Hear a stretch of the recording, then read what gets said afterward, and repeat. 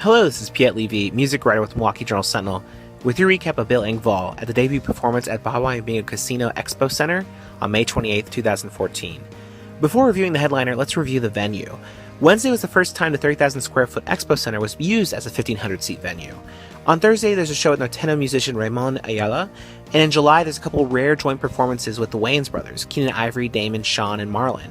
And there'll be more to come as the casino attempts to expand its live entertainment business ahead of the opening of its new hotel, and attempt to break even with its bookings, which is difficult to do so in the 500-seat gem, the Northern Lights Theater. It may be a nice expo center, but it's still an expo center.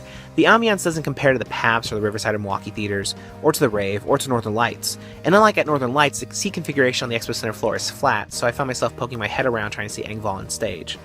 But then, when a couple of guys walked through my aisle for a beer run, there was enough space between rows I didn't have to get out of my seat, and there were plenty of personnel on hand to assist guests. I didn't witness any customer issues or frustrations, and makeshift bars and restrooms, permanent restrooms, were close by and easy to get to. That's something Mr. Engvall might have appreciated, especially since he gave a funny and crude tale about some sudden serious digestion problems on Wednesday. And bits like that earned the blue-collar comedian some warm, hearty laughs, which nicely filled out the expansive room, as did relatable stories about his crazy, colorful relatives.